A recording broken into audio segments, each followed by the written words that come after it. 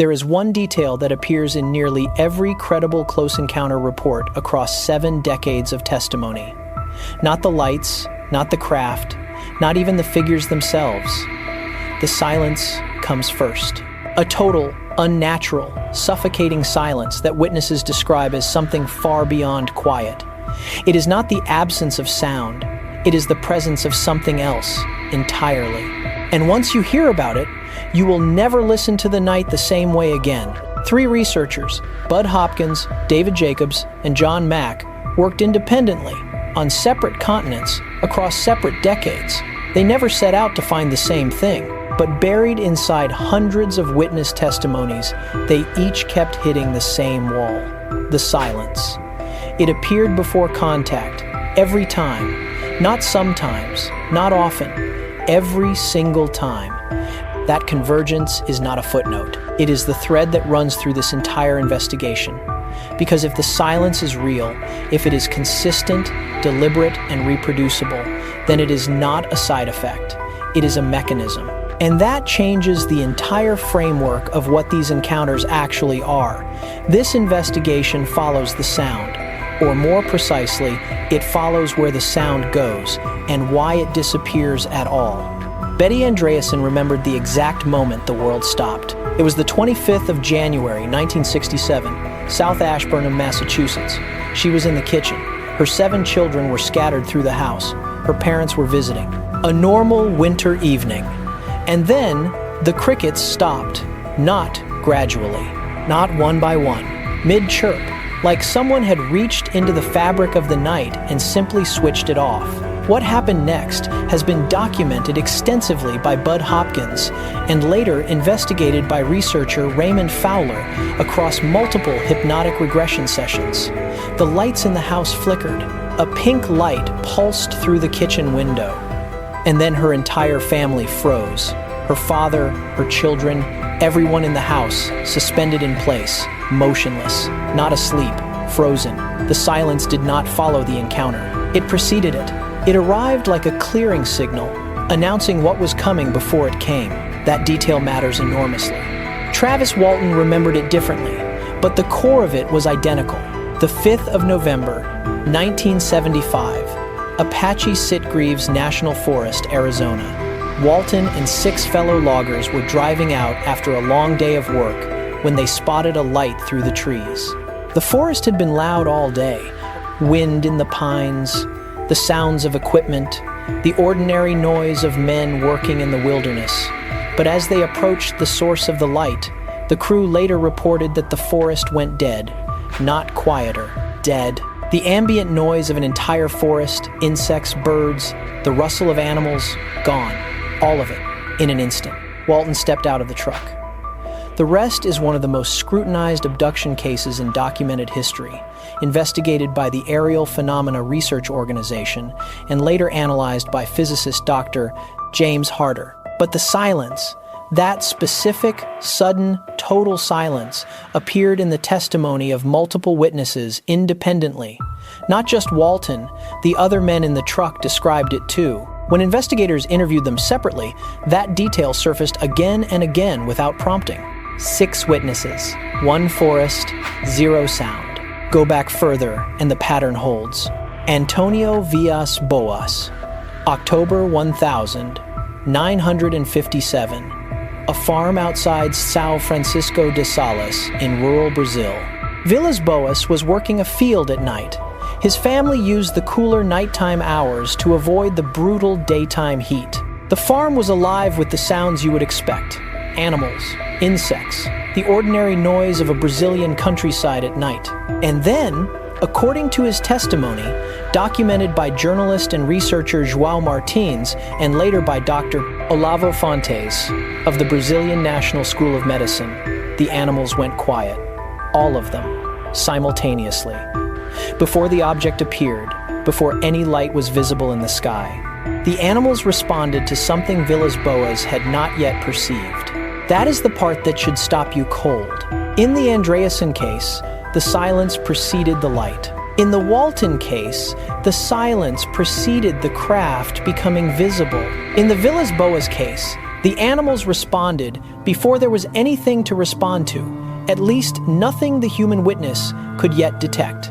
3 cases, 3 countries, 3 separate decades. And in every single one, the sequence is identical. Silence first, then paralysis or disorientation, then contact. Researchers who study animal behavior have long documented that certain species detect infrasound, frequencies below the threshold of human hearing, well before humans can register any stimulus. Dogs, cattle, and many insects are acutely sensitive to pressure changes and low-frequency vibration. The fact that animals fell silent before witnesses perceived anything is not a poetic detail. It is a data point. It suggests that whatever produces the silence operates at a frequency or mechanism that animals detect first. And here is where it gets complicated, because the silence in these cases is not simply the absence of animal noise. Witnesses consistently describe something more than that. They describe a quality to the silence, a weight. Betty Andreasson used the word thick. Travis Walton's crewmates described feeling like their ears had been covered. This is not the silence of a forest at 3 a.m. This is something being actively imposed on the environment, which raises the question that researchers Hopkins, Jacobs, and Mack all eventually found themselves circling. If the silence is not natural, if it is produced, then something is producing it. And whatever that something is, it is doing so before the encounter begins, before the craft is visible, before the figures appear. It is operating in advance. What that mechanism actually is, and why it appears to affect human biology in the way witnesses consistently describe, is something researchers have spent decades trying to answer. And some of them went very quiet themselves when they got too close to an answer. On the morning of the 16th of September, 1994, 62 children at the Ariel School in Rua, Zimbabwe, were outside for morning recess when the noise stopped, not gradually. Not because a teacher called them in, the playground fell silent before any of them understood why. That is not speculation. That is what 62 children reported, independently, to their teachers, to their parents, and eventually to one of the most respected consciousness researchers at Harvard University. 62 children, all describing the same sequence, and the sequence begins with silence. Here is what the children said happened. A craft descended into the field adjacent to the school, a scrubby, open stretch of land just beyond the playground boundary. And before it landed, before any child consciously registered what they were seeing, the ordinary noise of 60 children playing simply cut out. Laughter, shouting, the scuff of shoes on dirt, gone. Several children described noticing the quiet first. The object came second. What makes this specific detail so important is that it was not coached. The teachers who initially collected the accounts were not researchers. They were not looking for a pattern. They asked the children to draw what they saw and then to describe it. Independently, without comparison, child after child drew the same sequence of events. Silence, then the craft, then the beings. The silence was not an afterthought. The children placed it at the beginning, because that is where it happened. John Mack flew to Zimbabwe. Mack was not a fringe figure. He was a Pulitzer Prize-winning author and a professor of psychiatry at Harvard Medical School, and he had already spent years collecting close encounter testimony from adult witnesses around the world. When he arrived in Rua and sat with these children, some as young as 6, he treated their accounts the way any serious clinician treats primary evidence. He listened, he recorded, he did not lead. And what he found was a level of consistency that he described publicly as unlike anything he had encountered in years of research. The children were not traumatized in the way you might expect from a frightening experience. Several of them described the beings as communicating something, not in words, but in images. Feelings about the earth, feelings about what was being lost. But underneath all of that, running through every account like a baseline note, was the silence that arrived first. The silence that nobody ordered and nobody explained. Now, here is why this matters structurally, beyond the strangeness of the event itself. The most common objection to close encounter testimony is the lone witness problem. One person, alone, in an isolated location, describing something extraordinary, that is easy to dismiss. Memory is fallible. Perception under stress is unreliable. One witness, no matter how credible, can be explained away. 62 children cannot. When you have 62 independent witnesses from different families, different backgrounds, different ages, all describing the same environmental precursor, the silence, before the main event, you are no longer dealing with a subjective experience. You are dealing with a shared physical reality. Something happened in that field. Something happened to the soundscape of that playground before it happened anywhere else, and every child felt it. Mac's documentation of the aerial school event is among the most rigorously collected mass witness accounts in the entire history of close encounter research.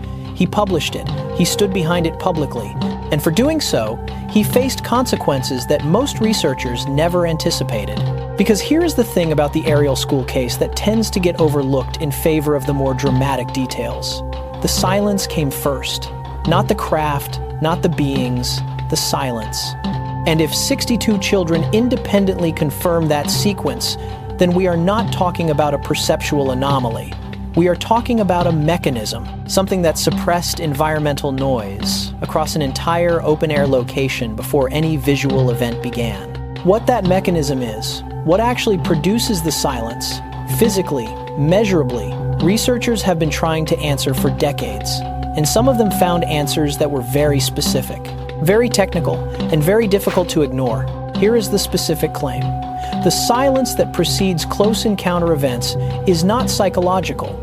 It is electromagnetic, and it has been documented, measured, and corroborated across multiple independent case files by researchers who had no contact with each other. Raymond Fowler spent more than 30 years building some of the most detailed case files in UFO research. His methodology was not anecdotal. He cross-referenced witness testimony with physical evidence, environmental data, and in many cases, instrument readings. And across his files, one pattern emerged with enough consistency that he flagged it explicitly. Electromagnetic field spikes, sudden, sharp, anomalous surges in local EMF readings, correlated directly with the pre-contact window, the period just before witnesses reported seeing anything. The period they described as unnaturally quiet. That correlation matters because EMF disruption is not a subjective experience. A meter either spikes or it does not, and Fowler's records show that it spiked repeatedly. In cases separated by years and geography, the animal behavior data reinforces this from a completely different direction.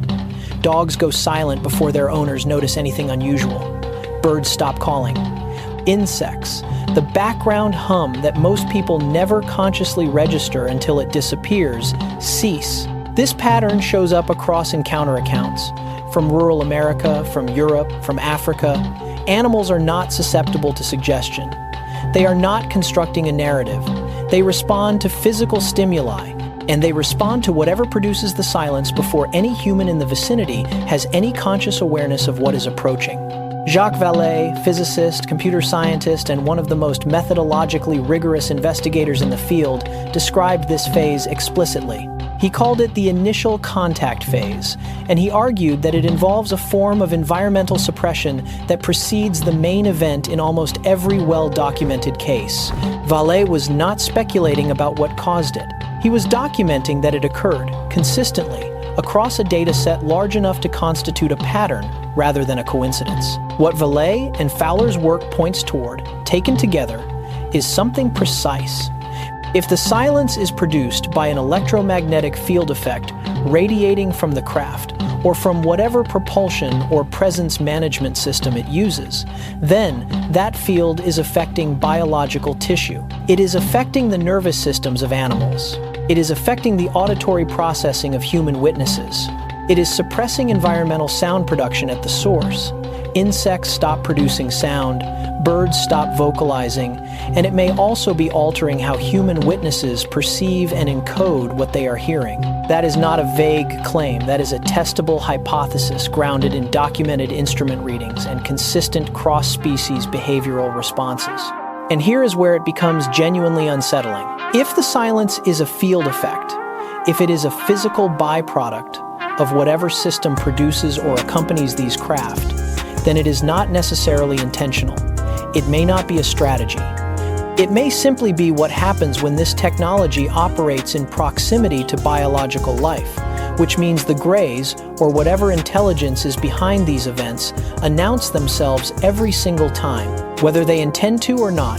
The silence is an involuntary signature, a tell, a measurable precursor that arrives before any visual confirmation. Which raises the obvious question. If researchers identified this signature, if they documented it, filed it, and began to build a framework around it, what happened next? The answer is not what you would hope. Bud Hopkins was one of the most important figures in close encounter research. Not because he was sensational, he was actually the opposite. Methodical, careful. He spent decades collecting testimony, cross-referencing accounts, and building case files that represented hundreds of witnesses across multiple decades. When he died in 2011, those files did not pass smoothly into the public record. They were seized. Cases that had been active, ongoing investigations involving named witnesses and documented physical evidence were quietly set aside. The archive that Hopkins had spent a career building became inaccessible, and the researchers who had worked alongside him found themselves with nowhere to take what they knew. That is not rumor. That is the documented outcome of his estate, described by colleagues who were present for it. David Jacobs published abductee testimony. He was a historian at Temple University, and he approached the subject with academic rigor. His books drew on regression sessions with dozens of witnesses and presented their accounts not as proof of anything, but as data worth examining seriously. After publishing, he received anonymous threats, communications designed not to refute his work, but to intimidate him into stopping. He has spoken about this publicly. The threats were not random. They were specific enough to suggest that someone had been paying attention to exactly what he was documenting. John Mack stood in front of a Harvard review board. After the Ariel School investigation, after his years of published research on close encounter testimony, Harvard convened a committee to evaluate whether his work met the standards expected of a faculty member. It was an extraordinary move. Harvard does not typically review professors for taking their research subjects seriously. The review ultimately found no grounds for disciplinary action, but the message had been sent clearly enough. Pursue this line of inquiry and expect institutional pressure. 3 researchers, 3 different forms of suppression, files seized, threats issued, professional review initiated. And none of these men were fringe figures operating outside legitimate institutions. Hopkins was a respected visual artist whose close encounter work was taken seriously by mainstream journalists and scientists alike. Jacobs held a tenured academic position. Mack had a Pulitzer Prize and a Harvard professorship. These were not people who could be dismissed as credulous enthusiasts, which is precisely why the pressure applied to them was so specific and so sustained. There is a pattern here that mirrors the phenomenon they were studying with uncomfortable precision. Witnesses describe a silence that descends before contact, a suppression of the environment that precedes the event. And the researchers who documented that silence found themselves subject to a suppression of their own. Their work was interrupted, their files made inaccessible, their professional standing put under review. The phenomenon silences the environment before it arrives, and something silences the people who get close enough to describe it accurately. That parallel is not a metaphor. It is a structural observation. The first silence affects birds and insects and the ambient noise of a playground. The second silence affects careers, archives, and institutional reputations. One appears to be a field effect. The other appears to be deliberate. And if it is deliberate, if there is an active effort to suppress the research that came closest to identifying the mechanism, then someone, somewhere, already knows what produces the silence. They know what it means, and they have decided that you should not. The question was never whether the silence happens. It's why they need it at all. Comment your own silence experience below, subscribe, and we'll see you in the next revelation.